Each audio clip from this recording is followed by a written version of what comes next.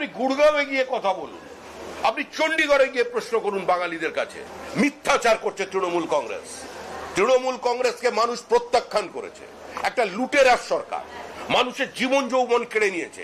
আপনার পরিবারের ছেলের চাকরি বিক্রি করে দিয়েছে, আপনাদের এখানে যারা দাঁড়িয়ে আছেন প্রত্যেকের পরিবারের চাকরি, তাদের অধিকার, তাদের শিক্ষাকে কেড়ে নিয়েছে তৃণমূল কংগ্রেস। তারা আজকে এই সমস্ত শব্দ বলছে বাঙালি বলে। উনি তো গোটা বাংলাকে ধ্বংস করে দিয়েছেন। আপনারা আমাদের প্রশ্ন করছেন? আপনারা প্রশ্ন করুন বাঙালিদের কাছে গিয়ে, তৃণমূল কংগ্রেসের মুখ্যমন্ত্রীর কাছে, যে যিনি বলছেন যে কৃষকদের আয় 3 গুণ হয়েছে, তারপরে কি করে এখানে প্রায় 30 লক্ষ মানুষ পরিযায়ী শ্রমিক হয়ে যায়। উনি বলুন কেন বিহারের মানুষ এখানে ধান কাটার জন্য আর পাওয়া যাচ্ছে না।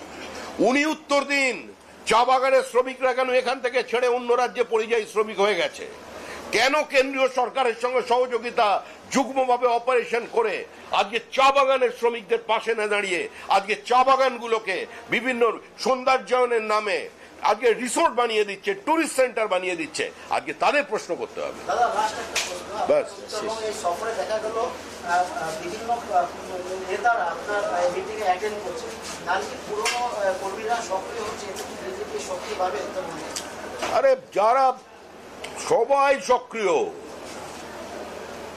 যিনি পুরনো তিনিও সক্রিয়, যিনি নতুন তিনিও সক্রিয়। যার হাতে বিজেপির পতাকা আছে সেই বিজেপি, আর যে একটু বেশি সক্রিয়, যাকে এলাকার মানুষ বিজেপি বলে চেনে, সেই বিজেপির নেতা। এই নির্বাচনের রাশ আমাদের হাতে নেই। বাংলার মানুষ ঠিক করেছেন তৃণমূল নামক এই অভিশাপ থেকে মুক্তি পেতে হবে। বাংলা বাঁচতে চায়, বাংলা মুক্তি চায়, বাংলা পরিত্রাণ চায়। তাই 2026-এর নির্বাচন তৃণমূলের বিসর্জন। আজকে সেদিন কংগ্রেসের সমস্ত হিন্দু বিধায়ক এবং নিজেদের রাজনৈতিক অবস্থানের সম্পূর্ণ বিপরীত দিকে হেঁটে পরিস্থিতি কোন দিকে যাচ্ছে সেই পরিস্থিতির বাধ্যবাধকতায়, তাদের নিজস্ব দূরদর্শিতায় জ্যোতি বসু এবং রতনলাল ব্রাহ্মণ তারা এই প্রস্তাবের পক্ষে ভোট দেন। 1947-এর 20 জুন কার্যত পশ্চিমবঙ্গের জন্ম হয়েছে। আমাদের রাজ্যের মুখ্যমন্ত্রী, যিনি কংগ্রেসের গর্ভ থেকে জন্ম নিয়েছেন, তিনি এখনো পর্যন্ত কংগ্রেসের সঙ্গে তার অ্যাপ্রন স্ট্রিং কাটতে পারেননি।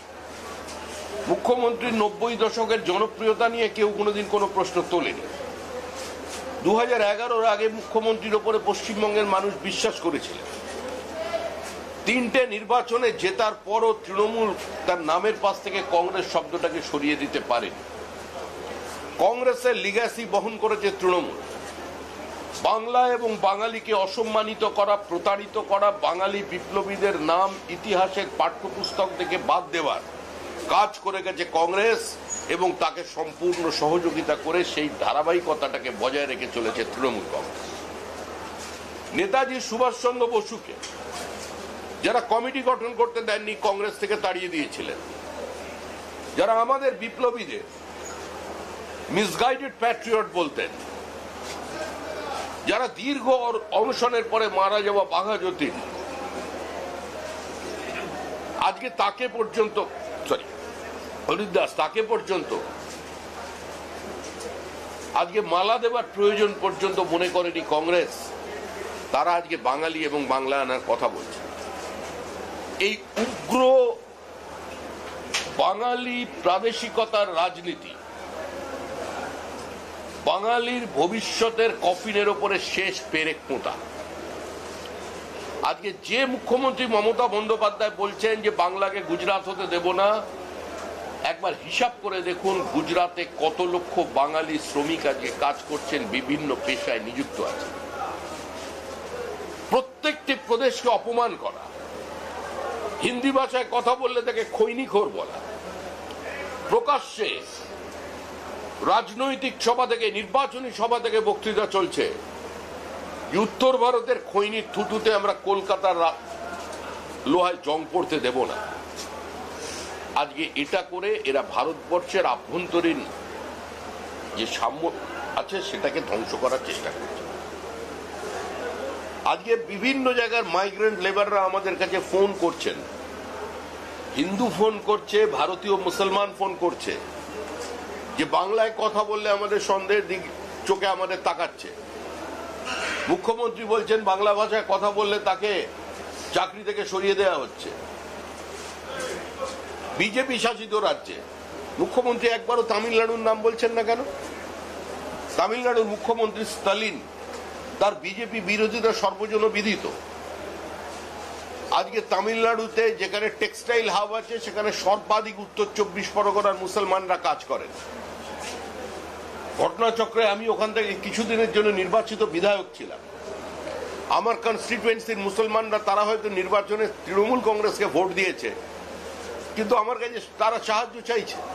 আমি রাজ্যের বিভিন্ন মন্ত্রীর সঙ্গে কথা বলেছি বিভিন্ন সময়, যে আজকে সেখানে প্রতিনিয়ত রেড হচ্ছে, আইডেন্টিটি চেক করা হচ্ছে। কারণ মনে রাখবেন, ভারতবর্ষের প্রত্যেকটি রাজ্য নিজের দেশের আভ্যন্তরীণ সুরক্ষা এবং নিজের রাজ্যের আভ্যন্তরীণ সুরক্ষার ব্যাপারে অত্যন্ত যত্নশীল। পশ্চিমবঙ্গের মতো খোলা রাস্তা করে দেয়নি যে সিমির প্রতিষ্ঠাতা সভাপতিকে তৃণমূল কংগ্রেস রাজ্যসভায় পাঠিয়ে দিয়েছে। তৃণমূল কংগ্রেসের নেত্রী মুখ্যমন্ত্রী মমতা বন্দ্যোপাধ্যায় ঈদ উল ফিতরের মঞ্চে দাঁড়িয়ে বলছেন যে বিজেপির প্র্যাকটিসিং যে হিন্দু ধর্ম আছে সেটা গন্ধা ধর্ম। বলতে পারবেন অন্য কোনো জায়গায় গিয়ে? তো আজকে পশ্চিমবঙ্গের সমস্ত সীমান্তবর্তী জেলার ডেমোগ্রাফি বদলে গিয়েছে। বিভাজনের রাজনীতি কে তৈরি করেছেন? ওবিসিদের অধিকারকে কে কেড়ে নিচ্ছেন? Islam is a religion of brotherhood, যেখানে উচ্চ নিচ নেই, যেখানে বর্ণভেদ নেই। তারা বলেন এটা সৌভ্রাতৃত্বের ধর্ম, কোনো অস্পৃশ্যতা নেই, তারা একই থালায় ভোজন করেন। আজকে সেখানে রিজার্ভেশনের প্রয়োজন কি?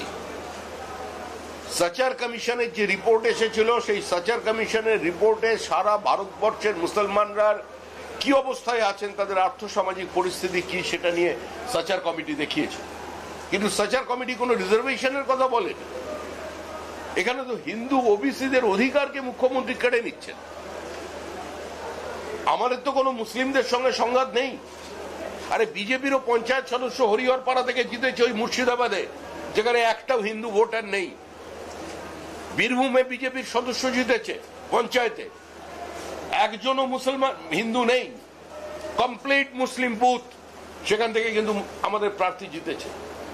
কিন্তু যেভাবে মুখ্যমন্ত্রী আজকে বাংলা ভাষাকে ব্যবহার করছেন, কার্যত মুখ্যমন্ত্রী তো বাংলা ভাষার ঐতিহ্য, বাংলা ভাষার শালীনতা, বাংলার যে অস্মিতা রবীন্দ্রনাথ ঠাকুর তাকেই চ্যালেঞ্জ করেছেন। রবীন্দ্রনাথ বিশ্বভারতী করেছেন, মুখ্যমন্ত্রী তার সামনেই বসিয়ে দিয়েছেন বিশ্ব বাংলা বিশ্ববিদ্যালয়।